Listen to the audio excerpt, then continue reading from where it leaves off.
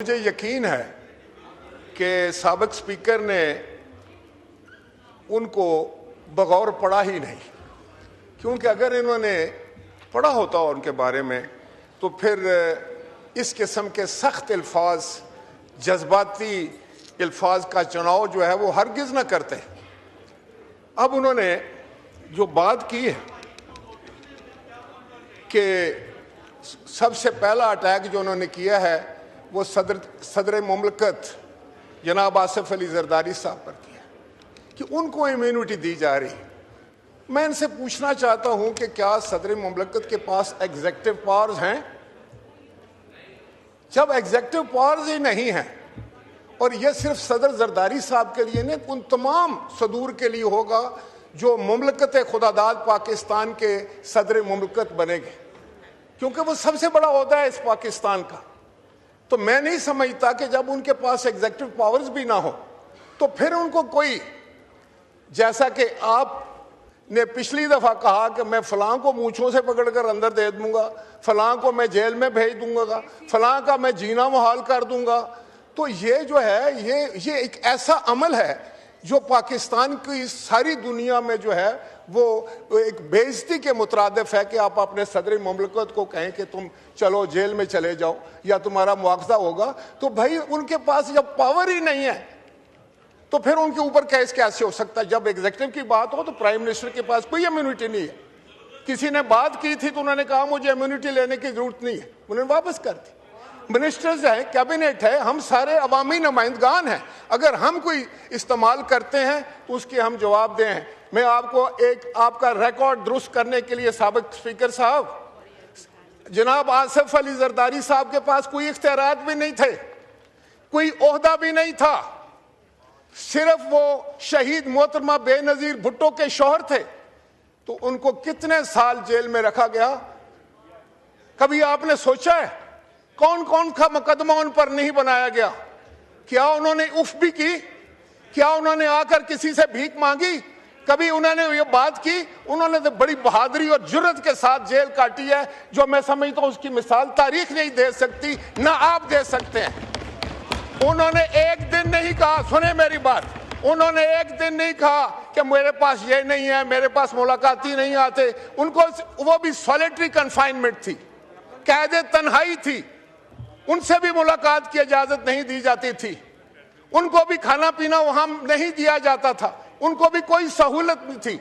आज तो सारी सहूलतें लेकर, आज तो एयर कंडीशन लेके, आज टीवी लेके, आज अखबारात लेके, मुख्तलिफ खाने लेके, अपनी फरमाइश के खाने खाने के बाद भी आप कहते हैं कि आपको जेल में मुलाकात की इजाजत नहीं दी जा सकती। तो अभी आप सब्र करें, अभी सब्र का मौका है। तो खुदा के लिए पहले पढ़ें तो सही, और पढ़ने के बाद देखें कि किस शख्स के बारे में आप बात कर रहे हैं। उसको तो उसके जो बदतरीन मुखालिफ हैं वो भी उसे मर्द अहन कहते हैं, वो कहते हैं कि वो एक बहादुर शख्स। काश आज जेल से ऐसी बहादुरी की आवाजें आए जो बदकिस्मती से नहीं आ रही। आपने कहा है कि इसमें क्या है, इन अमेंडमेंट्स में क्या है, अवाम के लिए क्या है? सबसे बड़ी बात यह है कि इस आईनी तरमीम जो आने वाली है, जिसको मैंने जहां तक देखा है, आपने किसी और एनक से देखा है, मैं इसको खासतन एक पाकिस्तानी की आंख से देखता हूं कि इससे खुदा के फजलो करम से पाकिस्तान का दफा जो है वो मजबूत होगा, वो मरबूत होगा, वो वेल कोऑर्डिनेटेड होगा, और उसमें ताकत और कुव्वत होगी। और उसमें क्या है, ये फौज का अंदरूनी मामला है। देखें मेरी बात सुने, इस तरह बात नहीं चलेगी, आप मेरे से बहस कर ले। देखें हैं जी, मैं देख लो, मैं कम से कम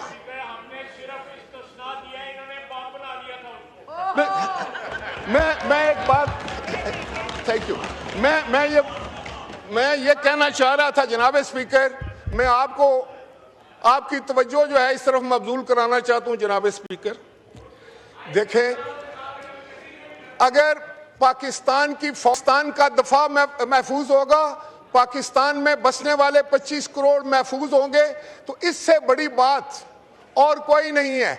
मैं समझता हूं हम दफाए पाकिस्तान को मजबूत बनाने वाले हैं, हम शहीदों के साथ खड़े होने वाले हैं, हम अपने जवानों की कदर करने वाले हैं, आप अपनी फौज पर फख्र करने वाले हैं। आप 9 मई वाले हो, तुम नहीं 9 मई वाले हो। तुमने पाकिस्तान को रुस्वा किया, तुमने हमारे शहीदों की बेइज्जती की, तुमने पाकिस्तान के दफा को कमजोर करने की कोशिश की। इसी असेंबली में खड़े होके आपने कहा हमारे पास तो कुछ नहीं है। क्या आप चाहते हैं कि हम जंग का ऐलान कर दें? तशरीफ रखें। जंग का ऐलान हमारे पर जब थोपी गई तो आपने देखा कि आपके शेर दिल कमांडर हमारे फील्ड मार्शल ने किस तरह हिंदुस्तान को मुंह तोड़ जवाब दिया। क्या उसकी इज्जत नहीं करनी चाहिए? क्या उस पर फख्र नहीं करना चाहिए? आप क्या करते हैं? 9 मई जिन्होंने किया वो आप लोग हैं। आप ना पाकिस्तानियों का सामना कर सकते हैं, ना शहीदों के वारसों का कर सकते हैं, ना फौज का कर सकते हैं, ना सिविल का कर सकते हैं। मैं आपसे जनाबे वाला, जनाबे चेयरमैन, जनाबे स्पीकर, इन्होंने कहा है ये 1973 की आइन की बात करते हैं। 1973 के आइन के असद कैसर साहब ने बात की तो यहाँ से आवाज नहीं आई। 1973 के इस तरह ना करें, फिर आपको मौका नहीं मिलेगा। वारिस हम 1973 का आइन शहीद जुल्फकार अली भुट्टो ने पाकिस्तान को दिया था। उस वक्त आप क्या कर रहे थे? मैं आप सबको जानता हूं। हमने उसको उसकी असली हालत में लेकर आए। आपको तो पता ही नहीं है, आपने पढ़ा ही नहीं है। बाबा आपने नहीं पढ़ा है, आपको समझ नहीं है। आप तशरीफ रखें, कभी आपको समझाएंगे, आपकी ट्रेनिंग हो जाए। अभी मैं आपसे ये कहना चाहता हूं कि जनाब बिलावल भुट्टो जरदारी साहब ने एक एक शिक को इम्प्रूव किया। हमने डिबेट किया, डिस्कस किया, उसको हम लोग कमेटी में लेकर गए। तो मैं आपके मुंह से तो जनाब स्पीकर ये बात अच्छी नहीं लगती। आपने यहाँ पर जो कानून साजी की और जिस अंदाज से की, जिस स्पीड में की और जिस तूफानी तरीके से आप पढ़ते थे, ना आपको समझ थी ना हमें समझ थी, लेकिन वो पास हो जाती थी।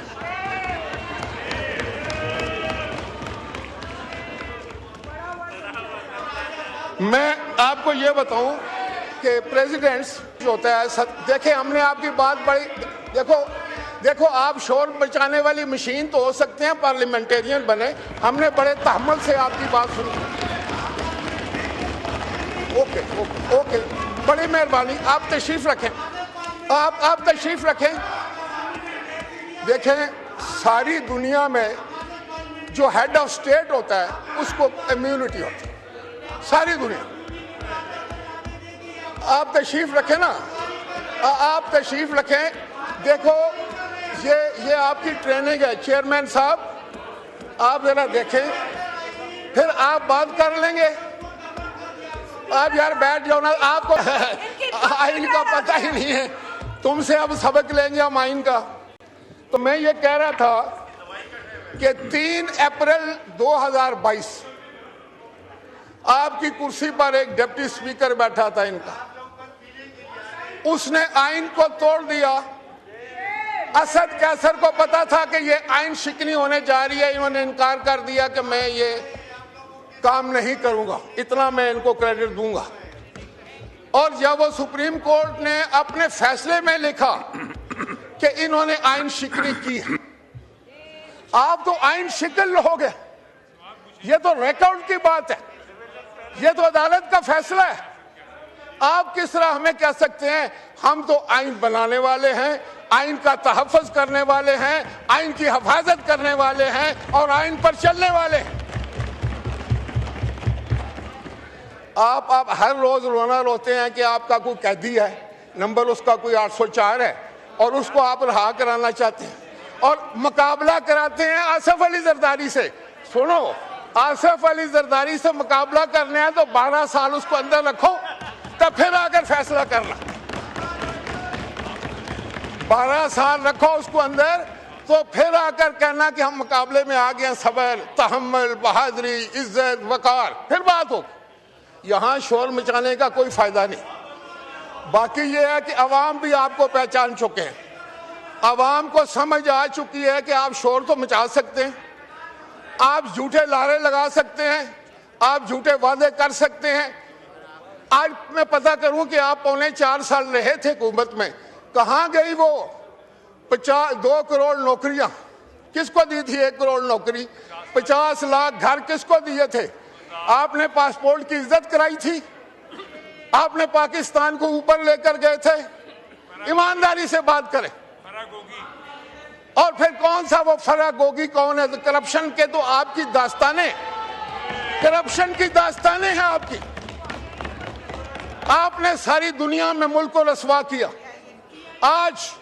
आज जब आप हम पर इल्जाम लगाने की कोशिश करें तो ज़हन में एक बात रखें कि आप जमहूरियत के दुश्मन लोग, आप पाकिस्तान के दफा के दुश्मन लोग हैं।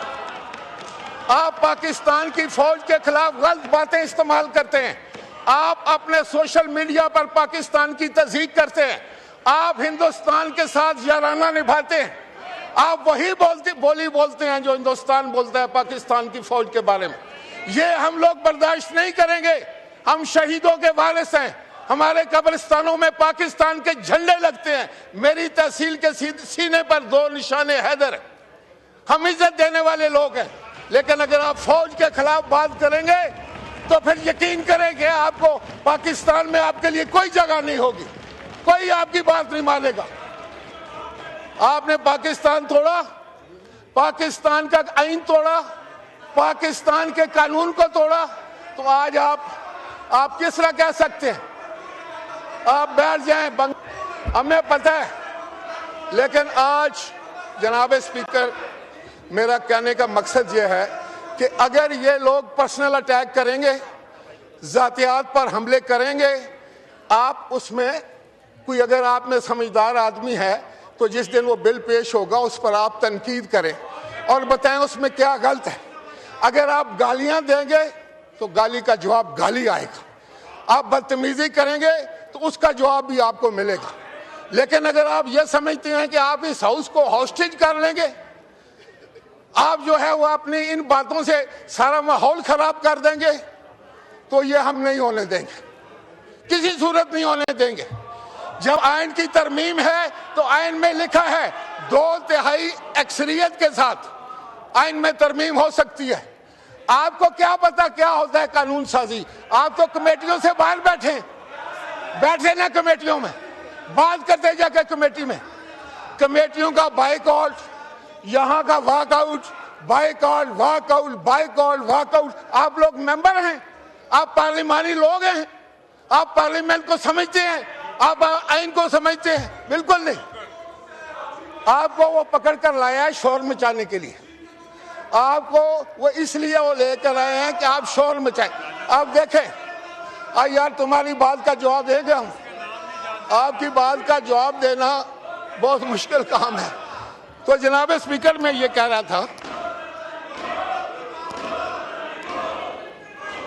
जनाब स्पीकर, तरीका ये है कि जब वो कल बिल पेश हो उस वक्त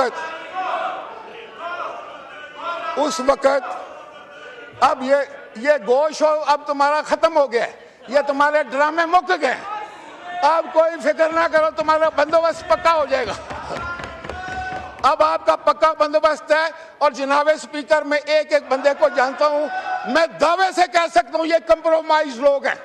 ये यहां पर बैठे हुए हैं, वहां से जाकर कंप्रोमाइज करने के बाद अगर कंप्रोमाइज नहीं हो तो निकलो बाहर। हाँ, ये नहीं चाहते कि इमरान बाहर आए। यहां और बात करते हैं, वहां जाकर और बात करते हैं। आप दिख गया बाबा, हमें पता है, एक बंदे का पता है हमें, एक बंदे का। हमारे पास पूरी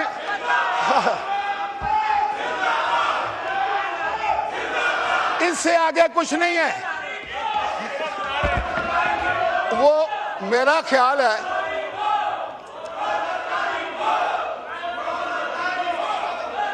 आप देखो ना, नारा लगाकर आप इमरान को बाहर ला सकते हैं, तो ना इंशाल्लाह ताला जरदारी साहब का बाल भी बीका नहीं कर सकते।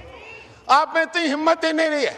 अपने गिरेबानों में डालें जरा अपना मुंह और सोचें कि आपने इमरान के लिए क्या किया है। कुछ किया है? क्या किया है? आपने उसको अंदर करा दिया। वो बेचारा गैर सियासी आदमी था। आप जैसे जिसके साथी हो उसको दुश्मन की जरूरत नहीं है। सच्ची बात।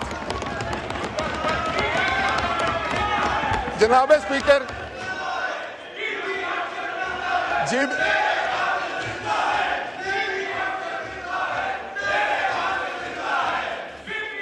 शहीद मोहतरमा बेनजीर भुट्टो आइन और कानून के लिए उसने तो अपनी जान दी थी। आप जेल के कमरे में बैठ के एयर कंडीशन लगाकर वहां खाने खाते हैं। मुकाबला बेनजीर भुट्टो का करना चाहते हैं, आसिफ अली जरदारी का करना चाहते हैं। पहले अपनी तरफ तो देखो, अपने लीडर की तरफ तो देखो। मैं ऐसी बातें हरगिज ना करता यहां खड़े होके।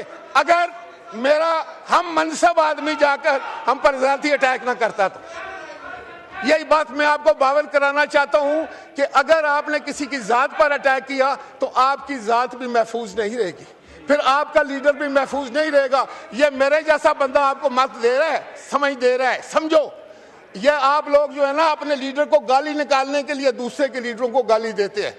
आप चाहते हैं कि वो अंदर ही रहे, उसको गालियां पड़े, वो जलील हो, इसलिए आप ये सारी हरकतें करते हैं। आपको कोई अकल नहीं है। अकल बाजार से नहीं मिलती। अगर बाजार से अकल मिले तो हम आपको ला दें। आपको शौर ही नहीं है, आपसे क्या बात हो? हा हा हा हा हा। इसके अलावा आपके पास क्या है? What else? क्या है आपके पास? कोई आर्गुमेंट नहीं है, कोई अकल की बात नहीं है। और पाकिस्तान के इतने बड़े हाउस में बैठे हैं और ट्रम्पट बजा रहे हैं। देख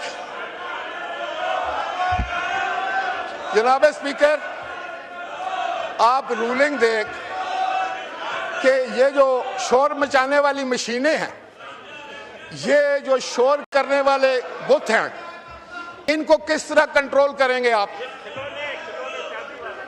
ये किस तरह करेंगे? ये लोग जो अपने शहीदों की इज्जत ना कर सके, ये लोग जो अपने गाजियों की इज्जत नहीं कर सके, ये लोग जो अपनी फौज की इज्जत ना कर सके, ये लोग जो अपने फील्ड मार्शल जिसको इस पूरी कौम ने मुतफिका तौर पर ओहदा पेश किया है उसके खिलाफ बात करते हैं। ये कौन लोग हैं?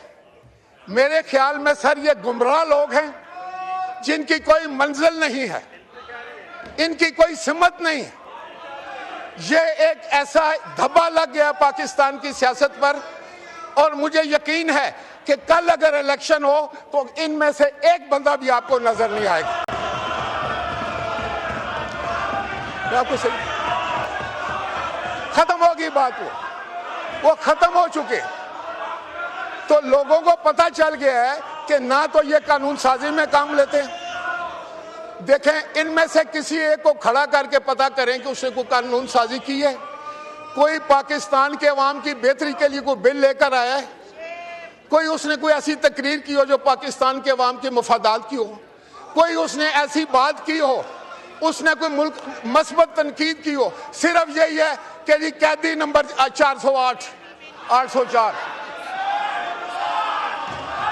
कैदी नंबर 804 और ये सारे 420 हैं। ये कौन लोग हैं? जनाब स्पीकर, मैं आपसे मुतालबा करता हूं कि ये हाउस पाकिस्तान के 25 करोड़ अवाम का हाउस है। ये इसके पास इक़्तिदार आला है, ये पाकिस्तान के लोगों की दानिशगाह है। यहाँ पर पाकिस्तान के अवाम की मफाद की बात होनी है और हमने करनी है। ये लोग सिर्फ शोर मचाते हैं और ये शोर जो है ये इस पाकिस्तान के इस बड़े ईवान की तौहीन है। ये तौहीन का मुर्तकिब हो रहे हैं। देखे ना, जिस बंदे के पास कोई आर्गूमेंट नहीं रहता वो शोर करता है। बेहतर तो ये था कि आप मेरी सारी बातें सुन के उसका जवाब देते। अब क्योंकि आपने शोर मचाया है तो इनकी बात भी हम नहीं सुनने देंगे, किसी को बिल्कुल नहीं सुनने देंगे। कोई बंदा इनकी बात नहीं करेगा। अगर ये को खड़ा करने की बात करने की कोशिश करेगा, हम आपसे वही सलूक करेंगे जो आप हमारे साथ कर रहे हैं। अगर आप मुझे नहीं बात करने देंगे तो मेरे साथी फिर आपको भी बात नहीं करने देंगे। नहीं कर सकेंगे आप बात, आप नहीं कर सकेंगे। मैं दावे से कहता हूं कि आपकी आवाज भी फिर इस तरह ही होगी। अब आप बैठ जाएं, अभी भी टाइम है पर मेरी चंद बातें खामोशी से सुन, खामोशी से सुन, खामोशी से सुन। बात यह है, आप लोगों को किसी ने गलत मशवरा दे दिया है कि अगर आप एग्रेसिव होकर बात करेंगे, शोर मचाएंगे, गाली देंगे, तज़हीक करेंगे लोगों की, तो आपकी बड़ी वाह-वाह हो जाएगी। इमरान खान भी खुश होगा और लोग भी खुश होते हैं। ऐसी बात हरगिज़ नहीं है। इमरान खान को तो अंदाजा हो गया होगा कि इन लोगों के करतूतों की वजह से वो अंदर है। अगर ये इनमें कोई सेंस होता इतनी तादाद में, बिल्कुल वो ये चाहते ही नहीं कि वो बाहर आए। ये वो सारा बंदोबस्त करते हैं, हमारे से लड़ाई करते हैं, हमारी लीडरशिप पर हमले करते हैं, यहां से जवाबन इमरान पर हमला होता है। ये कोई तरीका है? ये अपने लीडर की इज्जत कर रहे हैं। इनमें से किसी एक को पता करो कि तुम कॉन्स्टिट्यूशन पढ़कर आए हो, तुम्हें पता है क्या तरमीम है, तुम्हें पता है आज ऑर्डर ऑफ द डे क्या था। यार आप सिर्फ शोर मचाने के लिए आते हैं। आप इस हाउस में तनख्वाह लेते हैं इसलिए कि यहाँ शोर मचाएं, आप गालियां दे और चले जाएं। आपने कभी अपने हलकों की बात नहीं की, कभी आपने अवाम की बात नहीं की, कभी उनकी मुश्किलात की बात नहीं की। हला हला हला करके आप चले जाते हो। कौन लोग हैं ये, कहां से आए हैं? कहते हैं हमें अवाम ले। अवाम इतने बेवकूफ नहीं है कि आप लोगों को मौका दें। वो आप उस वक्त भी कंप्रोमाइज होकर आए हैं, आज भी आप कंप्रोमाइज्ड हैं। आप वहां कोई और बात करते हैं, यहां कोई और बात करते हैं। मैं लिख कर देता हूं, अगर कहें तो मैं एक एक के नाम पढ़कर बता दूं कौन कौन कंप्रोमाइज्ड है, कहां कहां कंप्रोमाइज किया है। जितने भी आप, ऑल ऑफ यू कंप्रोमाइज। जनाब स्पीकर, आखिर में मैं ये गुजारिश करना चाहूँगा कि मेरी ये इस्तदा होगी कि 9 मई को जो वाक़या हुआ उससे पूरी कौम का दिल आज भी दुखी है। हमारे शहीदों के जो मकबरे थे, जो उनकी तुरबत थी, जो उनकी कब्रें थी, उनकी इन्होंने हर लिहाज से बेहुरमती की। इन्होंने शहदा के जो मुजस्मे बने हुए थे उनको तोड़ा, उनकी बेहुरमती की। इन्होंने जिना हाउस पर हमला किया, उसको आग लगाई, उसकी बेहुरमती की। इन्होंने अफवाज पाकिस्तान की बेहुरमती की, और ये हिंदुस्तान के कहने पर हुआ। आज मुझे पक्का यकीन हो गया इनको करार वाक़ई सजा दी जाए। जनाब स्पीकर, फौरी तौर पर इनको करार वाक़ई सजा हो, ऐसी मिसाली सजा दी जाए, आइंदा कोई जुर्रत ना करे हमारे शहीदों के खिलाफ बात करने की, हमारे गाजियों के खिलाफ, हमारे फौज के खिलाफ कोई बात करने की जुर्रत ना कर सके। मैं इस्तदा करता हूँ वज़ीर आज़म पाकिस्तान से, मैं इस पूरी काबीना से ही कहूँगा कि जितनी जल्दी हो सके 9 मई के मुल्ज़िमों को जो है वो कटहरे में लाकर इनको करार वाक़ई सजा दे, मिसाली सजा दे, ताकि आइंदा कोई तारीख में ये जुर्रत ना कर सके। बिल्कुल, शुक्रिया। ये हमें हर रोज दोहरानी चाहिए बात। क्यों इतनी ताखीर हो रही है? शुक्रिया। और जो यहाँ बैठे हैं इनको पता है इनके नाम क्यों नहीं है, कौन लोग हैं यहाँ। इनका लीडर ऑफ दी अपोजिशन कह रहा था कि हम क्या जंग करेंगे, हमारे पास तो, हमारे टैंकों में तो तेल ही नहीं है। यही उसने कहा था, लीडर ऑफ दी अपोजिशन ने। वो कहता था मैं भी फील्ड मार्शल का बेटा हूं, लेकिन जो असली फील्ड मार्शल है उसने फिर कमाल नहीं कर दिया। उसने तो नहीं कहा, उसने तो 7 जहाज गिरा दिए। आज अमेरिका से लेके दुनिया का हर बंदा जो है वो पाकिस्तान को इज्जत सी निगाह से देखता है। आपने क्या दिया था पाकिस्तान? आज पाकिस्तान का एहतराम है। आज सऊदी अरब भी आपसे मुआहदे करता है, बाकी लोग भी आपसे मुआहदा करना चाहते हैं। आपकी कुव्वत पर उनको यकीन है। और एक ये है कि ये कहते हैं कि हमारे टैंकों में तो तेल ही नहीं है। हमारे टैंकों में तेल पता लग गया है।